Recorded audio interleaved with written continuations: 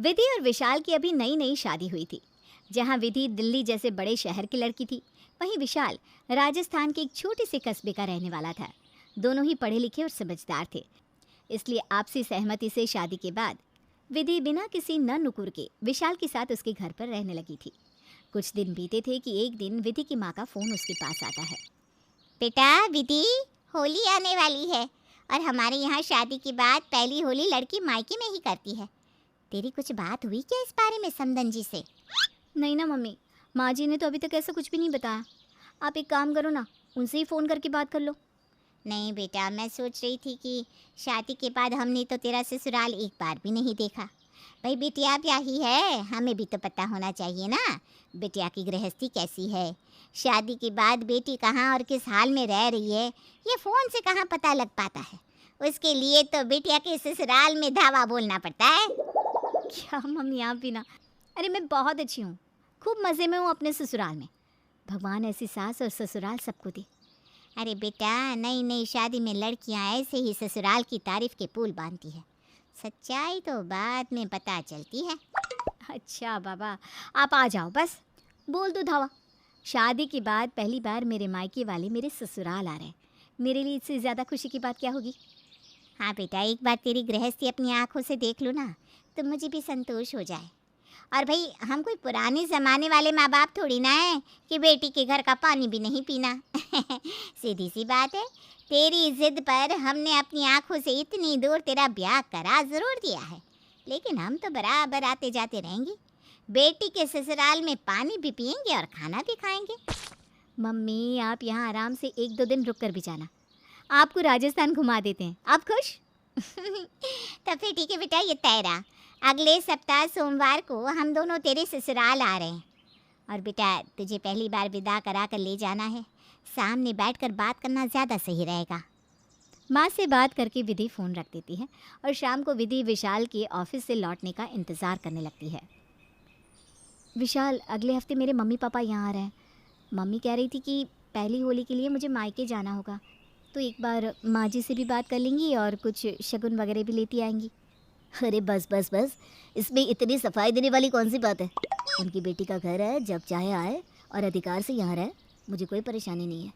मुझे तो बहुत खुशी हुई कि मम्मी पापा यहाँ आ रहे हैं। तुम चिंता मत करो, माँ से मैं बात कर लूँगा और उनके ठहरने की व्यवस्था भी करा दूँगा। विशाल की बात सुनकर विधि की जैसे जान में जान आई थी। अगले दिन सवेरे विशाल अपनी माँ को विधि के मम्मी पापा के आने की खबर दे देता है। माँ, वो लोग एक दिन यहीं ठहरेंगे, अगले दिन शाम को यहाँ से निकलेंगे।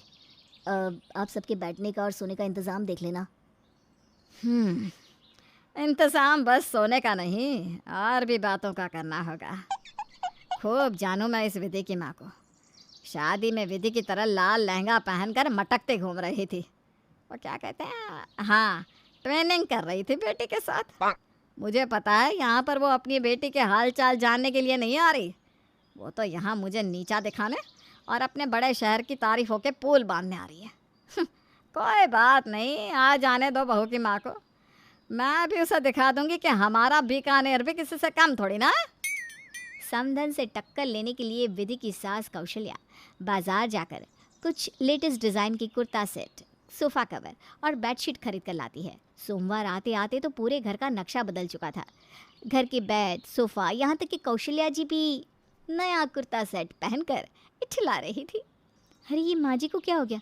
मैं तो जब से आई हूँ उन्हें साड़ी में ही दिखा है, आज अचानक सूट कैसे पहन लिया, वो भी टाइट फिटेड पैंट के साथ। माँ जी तो पहचान में ही नहीं आ रही। उधर विधि की माँ जानती थी कि कौशल्या जी को शादी में उनका मेकअप और लहंगा पहनना खास पसंद नहीं आया था। इसलिए बेटी के ससुराल में सुख शांति बनाए रखने के लिए वो अपने सूट और ट्राउज़र छोड़कर साड़ी पहनकर ही विधि के यहाँ आती है। जब सोमवार के दिन विधि की माँ अर्चना उसके ससुराल पहुँचती है तो उन्हें देखकर विधि का तो सर ही चकरा जाता है। अर्चना जी ने हल्के रंग की सादी सी साड़ी पहन रखी थी और बड़े ही सलीके से सर ढका हुआ था। मम्मी तो साड़ी को कभी हाथ भी नहीं लगाती। मैंने तो पार्टी के अलावा कभी मम्मी को साड़ी पहनते देखा ही नहीं, और वो भी ऐसी आंटियों वाली साड़ी। हे भगवान, ये मेरी दोनों माताओं को हुआ क्या है? अरे मम्मी, आप 6 घंटे का सफ़र इस साड़ी में तय करके आई हो, लेकिन क्यों?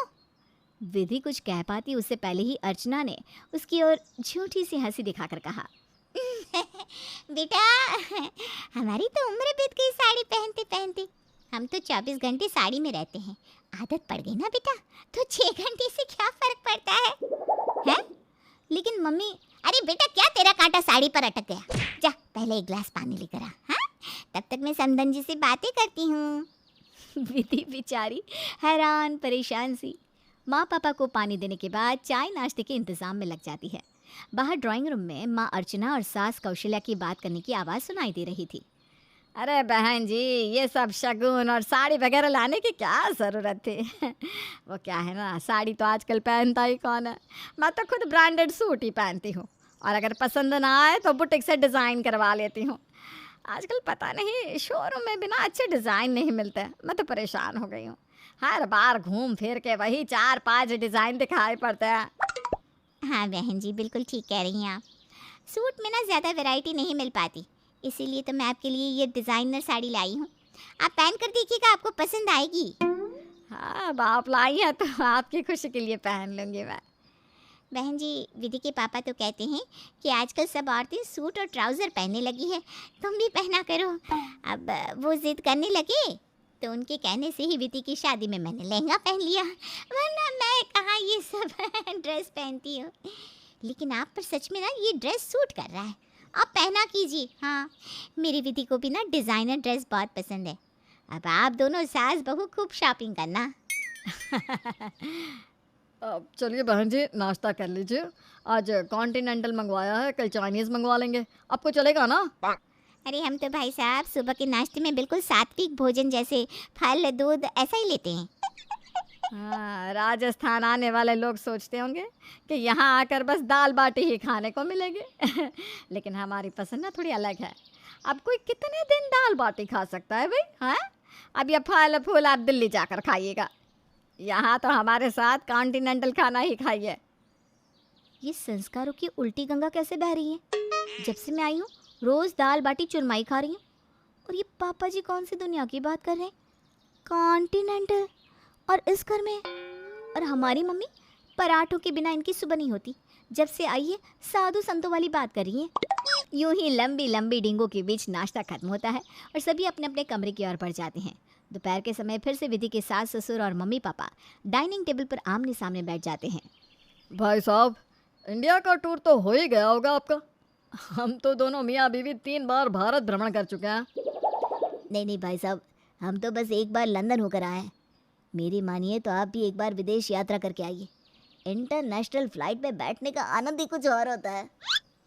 विधि रसोई में खड़ी होकर उनकी लंबी लंबी गप सुनती रहती है। काफ़ी देर तक सुनने के बाद जब उसकी बर्दाश्त की हद हो जाती है तो वो डाइनिंग टेबल के पास जाकर अपनी माँ को घूरने लगती है। अरे बस कीजिए आप लोग, यहाँ क्या डेंगे हाँकने का कंपटीशन चल रहा है जिसमें आप सब बढ़ चढ़कर हिस्सा ले रहे हैं? और मम्मी क्या है ये सब? जब आपसे साड़ी नहीं पहनी जाती तो ये नाटक किस लिए? मुझे पता है, अभी नीचे उतरते समय आपका पैर उलझ गया था ना, और आप सीढ़ियों में गिर गई थी ना। अरे बेटा, सबके सामने ये क्या बोल रही है? और पापा, आप कब गए लंदन की ट्रिप पर? झूठ की भी कोई लिमिट होती है। मम्मी जाइए, पहले आप अपने कपड़े चेंज करके सूट पहन कर आइए। हाय हाय बहन जी, मतलब आप और भाई साहब तब से झूठ के पहाड़ पर चढ़ा रहे थे हमें। माँ जी रहने दीजिए, हाँ अभी तो सुबह से एक के बाद एक गप ही छोड़ रही है। अरे आप तो हमेशा से साड़ी पहनती आई हैं, कि डिज़ाइनर सूट कब से पहनने लगी? और पापा जी, कॉन्टिनेंटल नाश्ता, जिस दिन से मैं आई हूँ मैगी तक खाने के लिए तरस गई हूँ, लेकिन आप तो कढ़ी दाल बाटी चूरमा और बाजरे की खिचड़ी के आगे कुछ खाना ही नहीं चाहते। मतलब इतना झूठ आखिर किस लिए? बेटा, मैं तो बस तेरी सास के कहने पर ये सब कर रहा हूँ। इसने ही कहा कि बहू के मायके वाले दिल्ली से आ रहे हैं, तो उनसे 20 ही रहना है, 19 ना होने पाए। तो बस मैंने भी बड़ी बड़ी कहानियाँ बना दी। अरे बेटा, सत्यानाश हो इस 6 मीटर की साड़ी का, मेरा तो दम घुटा जा रहा है। मैं तो बस इसलिए ये साड़ी और पल्लू का दिखावा कर रही थी ताकि बहन जी मुझे अच्छे संस्कारी खानदान की बेटी समझकर मान सम्मान दे। माँ जी, आपको कुछ कहना है? अब विधि बेटा, मैं तो खुद इस नाटक से उकता आ गई हूँ। आप लोग जैसे हैं वैसे ही अच्छे हैं, किसी के लिए खुद को बदलने की कोई ज़रूरत नहीं है। मम्मी, साड़ी पहनने से आप ज़्यादा संस्कारी लगेंगी, ऐसा आपसे किसने कहा? आपने जींस और सूट पहनकर भी मुझ में खूब संस्कार डाले हैं। मुझे अपनी माँ पर गर्व है। माँ जी, आपको भी शहर के समधियों के सामने खुद को छोटा समझने की कोई ज़रूरत नहीं है। आपका कल्चर बहुत अच्छा है। सास, ससुर और माँ पापा को अपनी अपनी गलती समझ में आ गई थी। विधि को नाराज़ देखकर सासू माँ और मम्मी कान पकड़कर माफ़ी मांगते हैं तो विधि भी हंसते हुए सबको गले से लगा लेती है।